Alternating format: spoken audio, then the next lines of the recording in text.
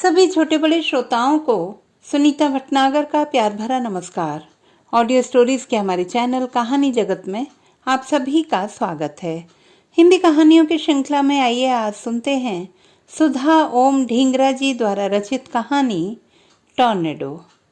Mom, मुझे आपके boyfriend अच्छे नहीं लगते, आप दोस्त न बनाया करें। डिनर के बाद क्रिस्टी ने बड़े प्यार से लाड़ से जेनिफर के गले में बाहें डालते हुए कहा। फ्रेंड बनाना तो बुरी बात नहीं है, जेनिफर मेज पर से बर्तन उठाते हुए बोली। पर सोनल की मम्मी का तो कोई बॉयफ्रेंड नहीं है, जेनिफर के पीछे पीछे जाती हुई क्रिस्टी बोलती गई। तुम्हें क्या पता, होगा कोई। जेनिफर ने रात के खाने के बर्तन डिश वॉशर में डालते हुए अनमने मन से जवाब दिया। मॉम, मिसेस शंकर का कोई दोस्त नहीं, सोनल ने बताया है। क्रिस्टी ने अपनी बात पर जोर डाला। तो मिसेस शंकर एबनॉर्मल हैं, इस उम्र में साथ तो चाहिए ही। मिसेस शंकर और मेरा कोई मुकाबला नहीं है। जेनिफर ने डिश वॉशर बंद करते हुए उखड़े अंदाज में बात समाप्त की। मॉम, मैं मुकाबला नहीं कर रही हूँ, पर डैड की जगह कोई और ले। जेनिफर ने क्रिस्टी की बात बीच में ही काट दी। क्रिस्टी, बहुत बातें हो गई, चलो अब चलकर सो जाओ, बेड टाइम। जेनिफर उसे उसके कमरे की ओर ले जाते हुए बोली। बिस्तर में अच्छी तरह क्रिस्टी को ढांप कर उसने उसके गालों को सहलाया और फिर स्नेह से चूम लिया। गुड नाइट स्वीटहार्ट, रात की प्रार्थना करना नहीं भूलना। Mom, story. नो स्वीटी, आज नहीं, कल मुझे सुबह जल्दी जाना है, तुम भी सो जाओ, फिर सुबह तुमसे उठा नहीं जाता। कहते हुए नाइट बल्ब जलाकर वह कमरे से बाहर आ गई। वैसे तो क्रिस्टी 10 वर्ष की है। अमरीकी परिवारों के बच्चे इस उम्र में काफी कुछ समझने लगते हैं, खासकर लड़कियां जल्दी परिपक्व हो जाती हैं। क्रिस्टी में अभी भी बालपन की सरलता और मासूमियत है। उसकी समझ में जेनिफर की बात नहीं आई। एबनॉर्मल शब्द उसकी बुद्धि में अटक गया। डैड के जाने के बाद क्रिस्टी हर रात अपनी कल्पना में एक दुनिया बसाती है और फिर उसी की सुखद अनुभूतियों में विचरण करती है। उसके डैड सोने से पहले उसे कहानी सुनाया करते थे और अब वह स्वयं ही हर रोज एक नई कहानी घड़ती है और खुद को सुनाते सुनाते सो जाती है। पहले उसने डैड से बात की। डैड, मॉम के पास मुझे कहानी सुनाने के लिए समय नहीं है, पर जॉन अंकल के लिए है। उनके साथ फोन पर बातें कर रही हैं, मुझे आवाजें आ रही हैं। आपके जाने के बाद वे बहुत बदल गई हैं। फिर क्रिस्टी प्रार्थना करने लगी। जीसस, मेरी मॉम को एबनॉर्मल कर दो, मुझे उनके बॉयफ्रेंड अच्छे नहीं लगते। धीरे धीरे उसकी कल्पना आकार लेने लगी। जीसस ने उसकी मॉम को एबनॉर्मल कर दिया है। वे स्कूल से उसे घर लेकर आती हैं, फिर खाने को पास्ता देती हैं। क्रिस्टी को वह पास्ता बहुत स्वादिष्ट लगता है। यम्मी, ऑसम, वह उसका स्वाद लेती है। उसकी मॉम उसे देख देख कर खुश होती हैं। क्रिस्टी, मेरी प्यारी क्रिस्टी, कहकर वे प्यार से उसे बाहों में भर लेती हैं। अब वे उसका बैकपैक खोलती हैं, होमवर्क देखती हैं, बड़े स्नेह से उसकी गाल पर किस देकर कहती हैं, माय एंजल, जाओ अब थोड़ी देर बाहर खेलो। क्रिस्टी खिल उठती है। सोनल की मम्मी तो रोज ऐसा करती हैं, वे एबनॉर्मल है ना। अब उसकी मॉम भी एबनॉर्मल हो गई हैं। अपने आप से बात करती, कल्पना का आनंद लेती और प्रसन्न मुद्रा में ही वह गहरी नींद में चली गई। जेनिफर की तीखी आवाज ने उसे जगाया था। उठ, देर हो रही है, जल्दी कर। आवाज से ही क्रिस्टी भांप गई। कल फिर जॉन अंकल से मॉम का झगड़ा हुआ है, तभी मॉम चिड़चिड़ी हैं। क्रिस्टी चुपचाप अपने दैनिक काम करने में लग गई। सुबह सुबह मॉम डांटे उसे अच्छा नहीं लगता। सारा दिन उसका मूड खराब रहता है और सहेलियों से भी झगड़ा हो जाता है। रात को ही वह नहाई थी। ब्रश करके कपड़े बदलकर आधा घंटे में तैयार होकर वह नीचे रसोई में आ गई। जेनिफर ने बेहद खामोशी से उसे लंच बॉक्स पकड़ाया। ऐसे समय में क्रिस्टी भी ज्यादा बात नहीं करती। छोटी उम्र में ही कई बातें वह समझने लगी है। जेनिफर ने उसे दरवाजे तक छोड़ा और वह घर के आगे आकर खड़ी हो गई, जहां से स्कूल बस उसे रोज स्कूल ले जाती है। क्रिस्टी बस में सारे रास्ते सोचती रही, काश उसकी मॉम सचमुच वंदना आंटी की तरह एबनॉर्मल हो जाए। पर स्कूल पहुंचकर सोनल को देखते ही वह सब कुछ भूल गई। सोनल और क्रिस्टी किंडरगार्टन से सहेलियां हैं। दोनों में बहुत समानताएं हैं। दोनों का जन्म रेक्स हॉस्पिटल में हुआ। क्रिस्टी सोनल से एक दिन बड़ी है। अभी 10वें वर्ष में प्रवेश किया ही था कि क्रिस्टी के डैडी पीटर की कार एक्सीडेंट में मृत्यु हो गई और सोनल के डैडी के ब्रेन ट्यूमर का पता चला। 6 महीने के भीतर ही सोनल के डैडी भी इस दुनिया से चले गए। दोनों अपने अपने डैडी की अनुपस्थिति से आए शून्य से जब विचलित होती तो स्कूल में लंच समय उनकी बातें करती। सोनल, पता है जब मैं साइकिल चलाती थी ना तो डैडी मेरे साथ साथ भागते थे। अगर गिर जाती तो एकदम से पकड़ लेते, मुझे चोट ही नहीं लगने देते थे। क्रिस्टी, मेरे डैडी ने तो झूले के नीचे खूब सारी रेत बिछा दी थी। जब मैं झूले पर बैठती थी बाहें फैलाकर खड़े रहते थे। उन्हें डर लगता था कि कहीं मैं झूले से गिर ना जाऊं। लंच में क्रिस्टी को सोनल का आलू का पराठा बहुत अच्छा लगता। वह अपना सैंडविच वहीं गार्बेज में फेंक देती और सोनल का पराठा खाती थी। वंदना क्रिस्टी के लिए भी एक पराठा लंच बॉक्स में डाल देती। जेनिफर को जब पता चला तो उसे अच्छा तो नहीं लगा, पर वह सोनल और क्रिस्टी के प्यार, उनकी दोस्ती को स्वीकार कर चुकी थी, इसलिए कुछ बोली नहीं। गोरी चिट्टी बेहद खूबसूरत जेनिफर ने पीटर की मौत के 1.5 महीने बाद ही डेटिंग शुरू कर दी थी। क्रिस्टी बौखला गई। वह अपनी डैडी की जगह किसी और को नहीं देखना चाहती। उसकी पढ़ाई प्रभावित होने लगी। क्रिस्टी की टीचर मिसेस रोजवेल ने कई बार जेनिफर को पत्र लिखा, क्रिस्टी की पढ़ाई के बारे में सूचित किया। जेनिफर को स्कूल भी बुलाया। उसे कुछ समझ नहीं आ रहा है कि वह क्या करे, कैसे उसे संभाले। क्रिस्टी अपने डैडी को बहुत याद करती है। बिना बात के जिद करती और कभी रोती। उसे जेनिफर के साथ की जरूरत थी और जेनिफर के पास समय की ही कमी है। वह वॉलमार्ट में सुपरवाइजर है, पर वेतन घंटों के हिसाब से मिलता है। गृहस्थी के खर्चे, मकान का किराया, बिजली और पानी का बिल देने के लिए उसे ओवर टाइम करना पड़ता है। जेनिफर और पीटर का पूरा परिवार डरहम में रहता है, पर उसकी मदद कोई नहीं करता। पढ़े लिखे ना होने की वजह से छोटी मोटी नौकरियां कर गुजारा कर रहे हैं। एक दूसरे का साथ देने के लिए उसके पास न समय है न पैसा। जेनिफर और पीटर दोनों की माएं अकेली थीं। उनका जीवन बड़ा ही संघर्षमय बीता था। वैसा बचपन वह क्रिस्टी को नहीं देना चाहती। क्रिस्टी को स्कूल के बाद डे केयर में जाना ही पड़ता। क्रिस्टी के साथ शाम को घर में होते हुए भी उसे घर खाने को आता है। उसे पुरुष साथ की इच्छा होती है। उसे पीटर की कमी खलती है।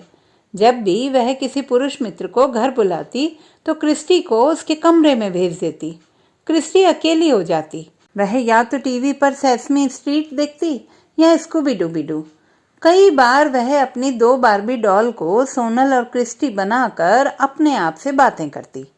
वह उदास रहने लगी और अपनी सब बातें सोनल को बताती। सोनल का मन क्रिस्टी के लिए दुखी हो जाता और वह माँ के पास रोती। वंदना से सोनल का दुख देखा नहीं गया। उसने बहुत सोच विचार के बाद जेनिफर से बात की और स्कूल के बाद डे केयर की बजाय वह सोनल के साथ उसे भी घर लाने लगी। शाम को काम से घर आते समय जेनिफर सोनल के यहाँ से उसे वापस अपने घर ले आती। वंदना के स्नेह की बौछारों तले क्रिस्टी की उदासी दूर हो गई और वह खुश रहने लगी। गेहूं रंग की पतली दुबली वंदना IBM में मैनेजर है और व्योम डायरेक्टर थे। व्योम के देहांत के उपरांत कंपनी ने उसे घर से काम करने की छूट दे दी थी। दोनों IT से जुड़े थे। IIT कानपुर में ही तो दोनों की दोस्ती हुई थी। दोस्ती कब प्यार में बदल गई पता ही नहीं चला। दोनों ने एक दूसरे को हृदय की गहराइयों से चाहा था। कई वर्षों की दोस्ती के बाद शादी की थी। व्योम के बाद वंदना टूट गई। कई दिनों तक वह बहुत रोई, तड़पी, बिलखी, चिल्लाई, पर व्योम को वापस न ला पाई। वह स्वभाव से कर्मठ है और सोनल का चेहरा देखकर वह फिर हिम्मत से खड़ी हो गई। वंदना के माँ बाप चाहते थे कि वह भारत वापस आ जाए। उन्हें चिंता थी कि अमेरिका में सोनल को वह अकेली कैसे पालेगी। वंदना ने अमेरिका में रहना ही उचित समझा। फिर व्योम का बड़ा भाई शुभम, भाभी सुमन और माँ बाबूजी भी तो यहीं चैपल हिल में रहते। वंदना को उनका बड़ा सहारा है।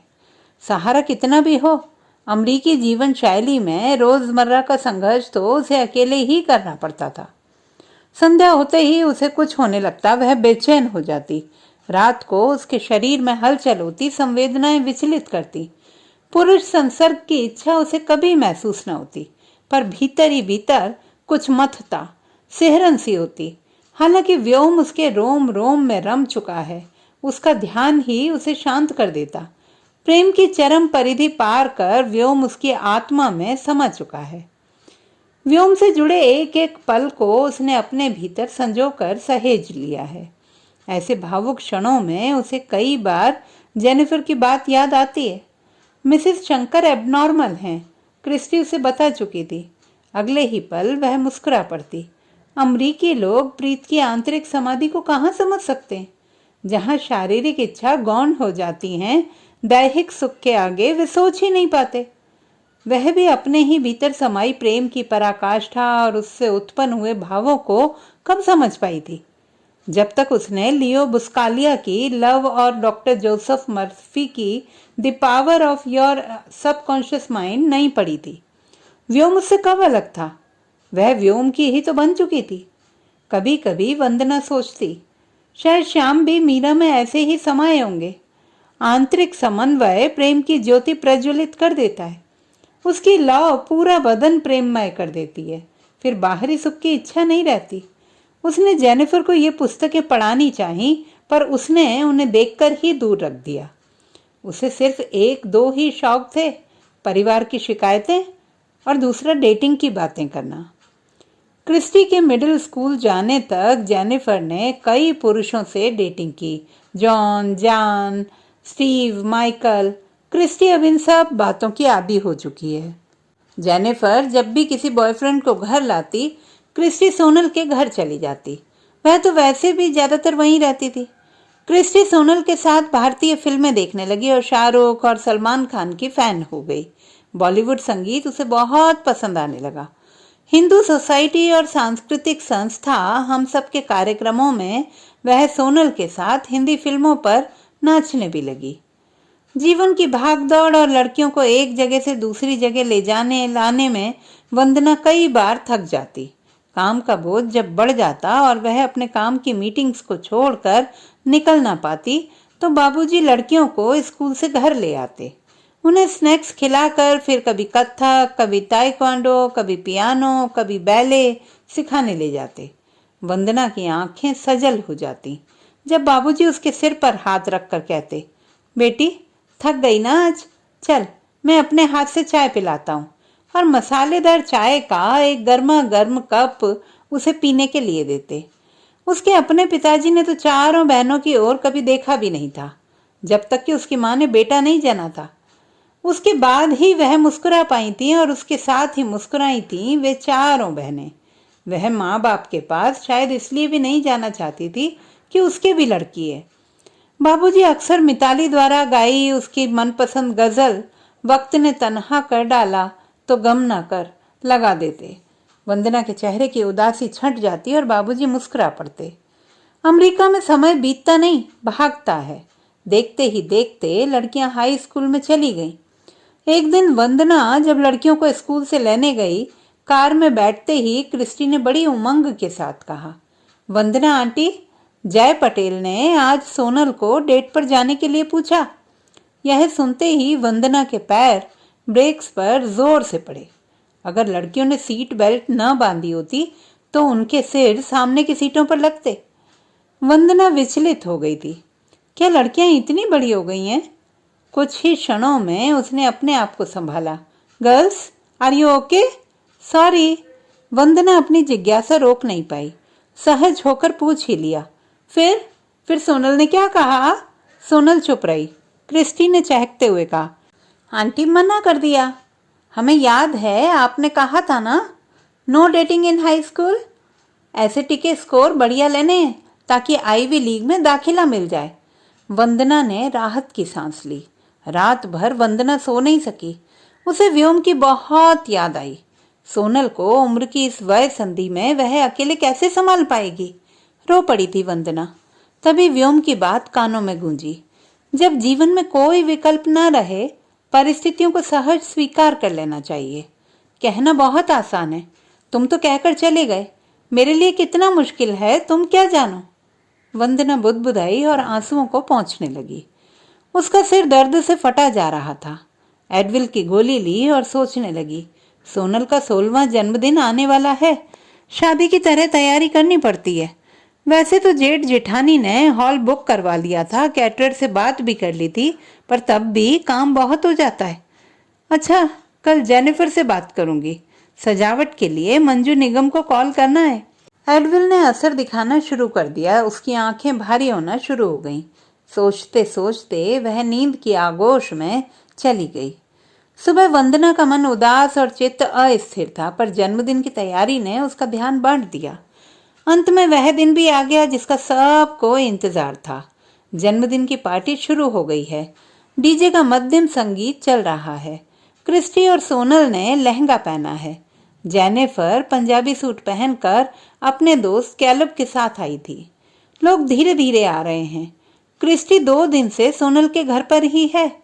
वंदना और सोनल दोनों महसूस कर रही हैं कि क्रिस्टी कैलब को देखकर बहुत बेचैन हो गई है। उसने डीजे को पंजाबी संगीत चलाने को कहा।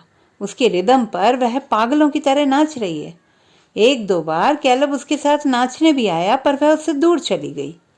सोनल और क्रिस्टी का किशोर, निश्चल, मासूम यौवन, चेहरे का अप्रतिम सौंदर्य पार्टी में जल रही रोशनियों को भी फीका और मध्यम कर रहा है।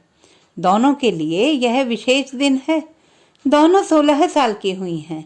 अमेरिका में 16वें जन्मदिन का बहुत महत्व है। इस दिन लड़की किशोरावस्था और युवावस्था की संधि में आ जाती है। सोनल के दादा दादी और ताऊ ताई बार बार बधाइयां लेकर खुश हो रहे थे। कैलब की नजरें क्रिस्टी के बदन पर थिरक रही हैं। क्रिस्टी उनसे बचने का प्रयास कर रही है। कभी सहेलियों और कभी वंदना के पास जाकर अपने आप को बचा रही है। वंदना उसे नजरअंदाज न कर सकी। वे नजरें गर्लफ्रेंड की बेटी पर नहीं, एक उमड़ते यौवन पर उठती हुई महसूस हुई। वंदना परेशान हो उठी और जेनिफर को ढूंढने लगी। वह कैलब से बेखबर रेड वाइन का ग्लास पकड़े सोनल की दूसरी सहेलियों की माओं के साथ बातें करने में व्यस्त है। इस दिन की एक और परंपरा है। करीबी सहेलियां, दोस्त या परिवार के सदस्य बर्थडे गर्ल के लिए बोलते हैं। इससे पहले कि वंदना उसके पास पहुंचती, जेनिफर हंसती हुई छोटी सी बनाई गई स्टेज पर आ गई और माइक पकड़कर उसने बोलना शुरू कर दिया। सोनल के साथ साथ क्रिस्टी को वंदना ने जो संस्कार दिए, उसी के कारण वह सोनल की तरह हर क्षेत्र में अच्छा कर रही है। उसके व्यक्तित्व के निखार और आत्मविश्वास को देखकर कई बार मुझे ईर्ष्या होती है। काश मुझे भी कोई वंदना जैसा गाइड और घनी छत मिली होती जो मुझे कड़ी धूप, तेज बारिश से बचा सकती। मैं तो हाई स्कूल में ही पीटर के प्यार में पड़कर प्रेग्नेंट हो गई थी और शीघ्र ही शादी करनी पड़ी। जीवन के संघर्ष में ऐसे उलझे कि आगे पढ़ भी नहीं पाए। वंदना ने क्रिस्टी को वह सब दिया जो मैं नहीं दे पाई। सबसे बढ़कर शंकर परिवार ने हमें अपना हिस्सा बनाया। जेनिफर का गला भर गया। उससे बोला नहीं गया। गॉड अपना आशीर्वाद तुम दोनों पर सदा बनाए रखे, बस यही प्रार्थना करती हूँ। उसने क्रिस्टी और सोनल को गले लगाया और सिसक पड़ी। हॉल तालियों से गूंज उठा। सब की आंखें गीली हो गईं। वंदना की आंखें भी नम हो आई थीं। कैलब भी दोनों को गले लगाने उठा, पर क्रिस्टी सोनल का हाथ पकड़कर दूर हट गई। बड़े अंदाज से उसने झुककर हाथ जोड़कर नमस्ते कहा। यह सब उसने इतने ढंग से पेश किया कि लोगों की हंसी निकल गई। कैलब खिसिया कर बैठ गया। वंदना हंस नहीं सकी। क्रिस्टी के अभिनय के बाद वह क्रिस्टी के चेहरे की कठोरता को भांप गई थी। क्रिस्टी उस रात अपने घर नहीं गई, सोनल के यहाँ ही रुक गई। सोनल समझ नहीं पा रही थी कि आखिर क्रिस्टी को हुआ क्या है। वंदना सारी रात असहज रही। उसके भीतर की औरत और अंतर्ज्ञान किसी अनहोनी के घटित होने का संकेत दे रहा है। भोर की पहली किरण ने धरा को अभी छुआ भी नहीं था कि सोनल ने वंदना को जगाया। मम्मी उठिए, क्रिस्टी सारी रात तड़पती रही, उसे बहुत तेज बुखार है। पर तुमने मुझे जगाया क्यों नहीं? आप थकी हुई थी ना, इसीलिए नहीं जगाया। क्रिस्टी ने भी आपको जगाने से मना कर दिया था। वंदना ने जल्दी से नाइट गाउन डाला और सोनल के कमरे की ओर तेजी से चल पड़ी। क्रिस्टी को बुखार है। थर्मामीटर लगाया तो 101 डिग्री निकला।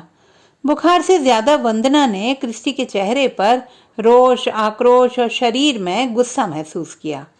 वंदना ने क्रिस्टी का चेहरा अपने नर्म हाथों में लेकर उसकी आंखों में आंखें डालकर पूछा, क्रिस्टी, कैलेब ने तेरे साथ क्या किया? इतना सुनते ही क्रिस्टी वंदना से लिपट कर फफक पड़ी। रोते रोते उसने पूछा, आपको कैसे पता? माँ का अंतर्ज्ञान, वंदना ने उसकी पीठ सहलाते हुए कहा। पर मेरी माँ को क्यों नहीं पता चला? क्रिस्टी के इस प्रश्न पर वंदना बोली नहीं। वंदना उसके सिर पर हाथ फेरने लगी और उसके स्नेह ने उसे सहज कर दिया और भीतर का लावा पिघलने लगा। धीरे धीरे वह बोली, आंटी, 2 दिन पहले कैलब अंकल मॉम को डिनर के लिए लेने आए। वे बाथरूम में थीं। मैं उन्हें लिविंग रूम में बैठने को कहकर मुड़ने लगी तो वे मेरे सामने अचानक आकर खड़े हो गए। उन्होंने मेरे उरोज दोनों हाथों से कस कर पकड़ लिए। मेरी चीख निकल गई। अचानक वार था, संभल नहीं पाई। उन्होंने मेरा वक्ष छोड़कर मेरे मुंह पर हाथ रखकर जकड़ लिया और बोले, अगर आवाज निकाली या किसी को बताया तो जान से मार दूंगा। मैं कली को खिलने का भरपूर समय देता हूँ। साथ दोगी तो माँ बेटी दोनों को अथाह सुख दूंगा, नहीं तो तुम्हारे यौवन के उतार चढ़ाव पार करना मेरे लिए कठिन नहीं है। तुमने जेनिफर को बताया नहीं? मैं बहुत गुस्से में थी और मॉम को बताने का समय भी नहीं था। मैंने अपना सामान उठाया और यहाँ चली आई। ताइक्वांडो किस दिन के लिए सीखा है? तुम दोनों ब्लैक बेल्ट हो ना? वंदना ने उसका डर निकालते हुए कहा। आंटी, इसी बात का तो दुख है, मैं उसे बेल्ट नहीं दिखा पाई। उम्र भर कलियों की खुशबू से भी डरता। क्रिस्टी कुछ क्षणों के लिए चुप हो गई, जैसे कुछ कहने से पहले अपने विचारों को समेट रही हो। वंदना ने उसे पानी का ग्लास और एक ब्रफिन की गोली दी। थोड़ी देर बाद वह बोली, आंटी, मुझे डर है इस बार मॉम मेरी बात का यकीन नहीं करेंगी। इस बार? क्या पहले भी कभी ऐसा हुआ है? बचपन में मॉम के दोस्त मुझे बच्चे की तरह रखते थे। ज्यों ज्यों मैं बड़ी होनी शुरू हुई, कई अच्छे दोस्त आए तो कई मुझ में कुछ ढूंढते रहते। उनकी नज़रों से तंग आकर मैं मॉम को बताती और वे उन्हें छोड़ देती। अब बढ़ती उम्र में वे असुरक्षित हो गई हैं। उन्हें लगता है कि 2 साल बाद मैं विश्वविद्यालय में पढ़ने कहीं दूर चली जाऊंगी तो वे अकेली कैसे रहेंगी? तभी कैलब जैसे घटिया इंसान के साथ जुड़ी हुई हैं। तुम बात को टाल रही हो। क्या कैलब ने पहले भी कुछ कहा था? वंदना ने उसके चेहरे पर नजरें टिकाते हुए दृढ़ता से पूछा। वे आंखों से मेरा शरीर उधेड़ते रहते हैं। मैंने जब मॉम को बताना चाहा तो उन्होंने मेरी बात भी नहीं सुनी। हम दोनों का झगड़ा हो गया। माँ ने बहुत सी अनर्गल बातें कह दी कि मैं माँ से ईर्ष्या करती हूँ क्योंकि मेरा कोई बॉयफ्रेंड नहीं है। कैलब अंकल बड़े चालाक हैं। उन्होंने पहले ही माँ को उकसा दिया है कि मैं स्वार्थी हूँ और उनकी शादी कभी नहीं होने दूंगी। क्रिस्टी बिना रुके बोलती गई, आंटी, 2 साल बाद मैंने घर से चले जाना ही है। सोचती थी कि किसी अच्छे आदमी से माँ शादी कर लें तो मैं भी बाप का प्यार पालूं, उस स्नेह को महसूस कर लूं। अब तो 2 साल कटने भी मुश्किल लगते हैं। वंदना ने देखा उसकी आंखों में थकान उतर आई है। उसने उसका माथा दबाते हुए कहा, क्रिस्टी, सो जा, शाम को बात करेंगे। और उसने कंबल ठीक करके उस पर ओढ़ाया। थोड़ी देर बाद क्रिस्टी गहरी नींद में चली गई। वह भी सोनल के लिए नाश्ता बनाने चली गई। गोधूली वेला में वंदना पूजा करके उठी ही है तभी जेनिफर आ गई। वंदना ने उसे सारी बात बताई। वह चुप रही और क्रिस्टी को लेकर वहां से चली गई। दूसरे दिन क्रिस्टी स्कूल नहीं गई और न जेनिफर काम पर। दोपहर तक दोनों खामोश रहीं। जेनिफर ने ही बात शुरू की, क्रिस्टी, बात को समझने की कोशिश कर। मैं कैलब के बिना नहीं रह सकती। मैं उसे बहुत प्यार करती हूँ, वह भी मुझे बहुत प्यार करता है। उसने मुझे वह सब दिया है जो तुम्हारे डैड मुझे नहीं दे सके। कहीं कुछ गलतफहमी हुई है। गलतफहमी? ये आप कह रही हैं? अपनी बेटी को? अमेरिका के कानून के अनुसार मैं 18 साल तक अवयस्क हूँ, पर प्रकृति ने मुझे पूर्णता प्रदान कर दी है। मैं बहुत कुछ सोचती, समझती और महसूस करती हूँ।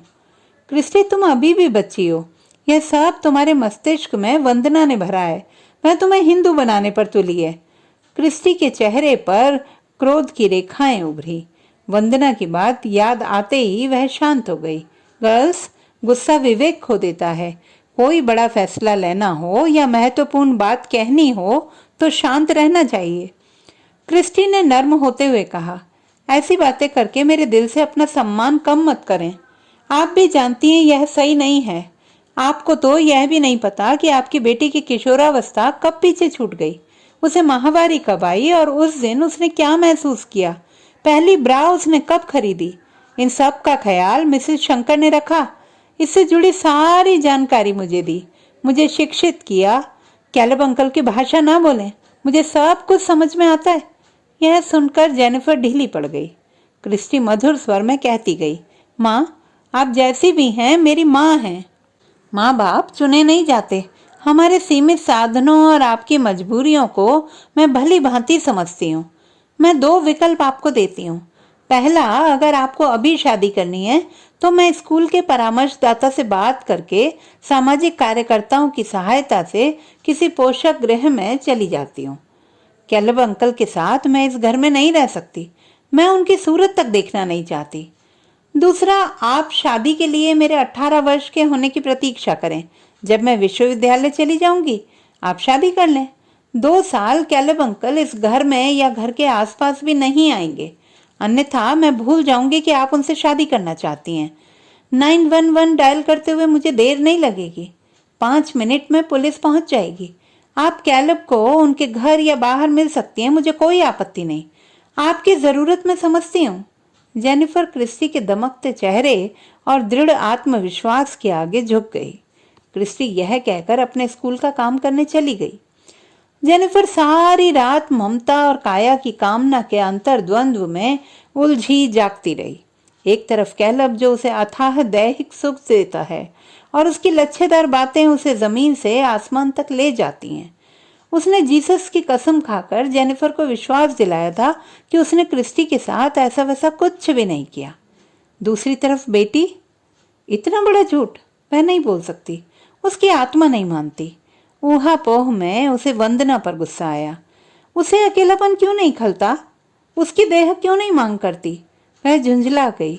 उसने अपने बिस्तर के गद्दे के नीचे दबी किताब कामसूत्र निकाली। उसके मुख पृष्ठ को बड़े प्यार से सहलाया। बाकी पृष्ठों को उलट पलट कर देखा।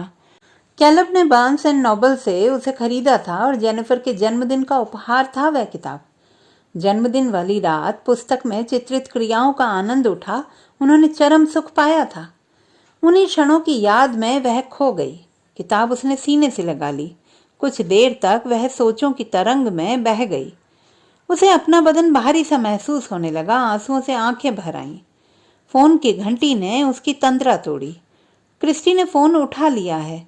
उसे वंदना की बात याद आ गई। जेनिफर, एक शरीर ही तो अपना होता है। इसे अनुशासन में रखना जरूरी है। यह काम मस्तिष्क करता है। ध्यान ही दिमाग से सही संदेश दिलवा सकता है। तुम मेडिटेशन किया करो, भटकना रुक जाएगा और सही दिशा मिलेगी। उस दिन जेनिफर चिढ़ गई थी। अब भी यह सोचकर झीक गई। Meditation on my foot. जैसे खाना पीना शरीर के लिए जरूरी है, वैसे ही प्यार और सेक्स। एक पार्टनर चला जाए तो दूसरा अपनी इच्छाएं क्यों मारे? यह सब भावनाओं के दमन वाली बातें हैं। वंदना को उसका दर्शन शुभ हो। वह तो है ही एबनॉर्मल। मैं वैसी क्यों बनूं? भीतर का रोष निकाल कर जेनिफर थोड़ा हल्का महसूस कर रही है। कनपटी से जबड़ों तक तनाव था। क्रिस्टी ने अपने कमरे से सोनल को एसएमएस भेजा। मम्मी को कहना वह घबराए ना, मुझे अपनी लड़ाई लड़नी आती है। पर उसे लड़ाई लड़नी नहीं पड़ी। सुबह जब जेनिफर उठी, उसका चेहरा अत्यधिक बर्फबारी के बाद बादलों की ओट से उगते सूरज सा उजला और निखरा हुआ है।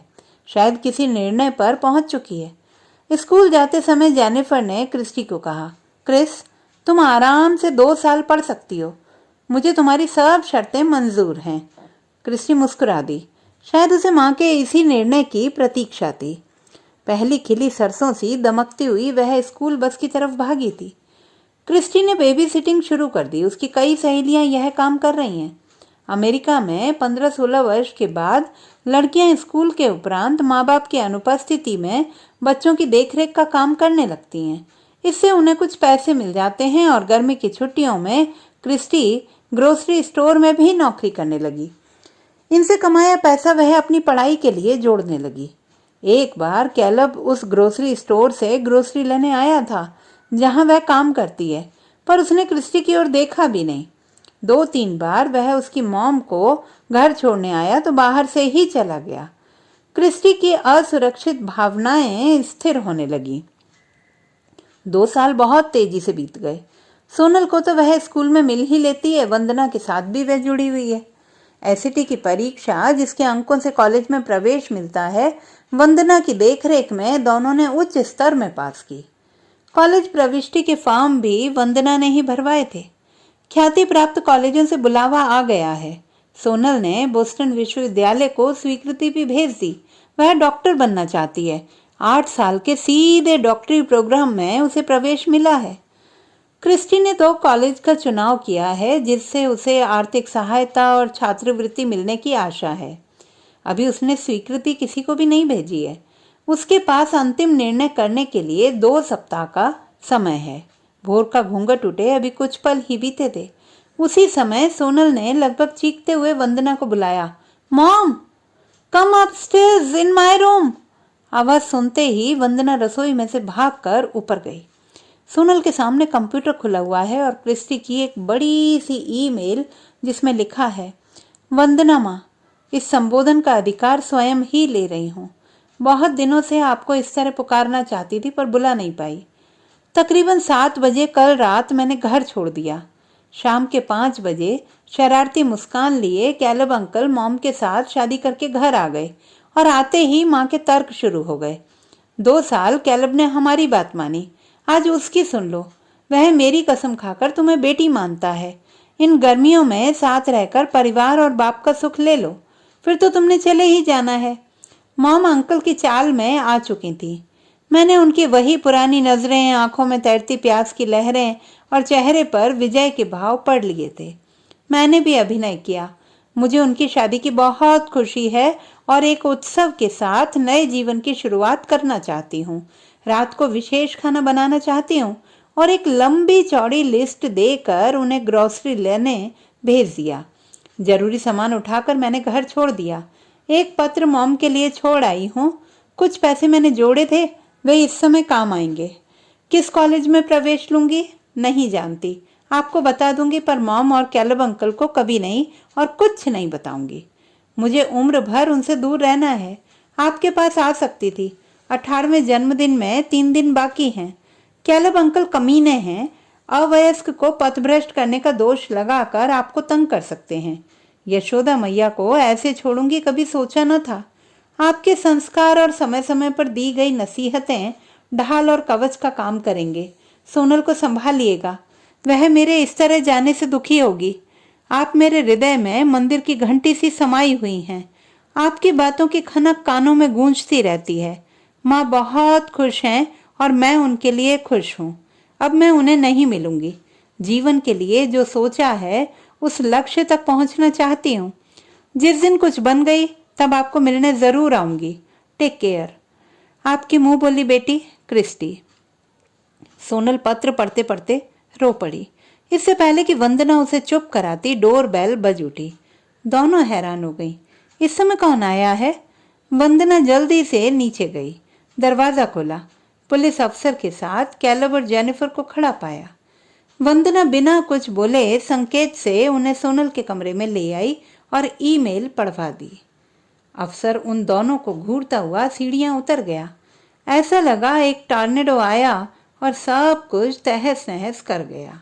जेनिफर की आंखों में सीलन आ गई और बाहर बादलों ने भयंकर गर्जन के साथ कहीं बिजली गिराई। तेज तूफान और आंधी अत्यधिक शोर मचाते हुए महसूस हुए। सब के भीतर एक बवंडर चीख उठा। बाहर और भीतर एक जैसी आवाजें सुनाई दे रही थीं। तो दोस्तों, ये थी हमारी आज की कहानी। आपको कैसी लगी कमेंट बॉक्स में लिखना ना भूलें। चैनल को सब्सक्राइब करें, लाइक करें और मित्रों के साथ शेयर करें।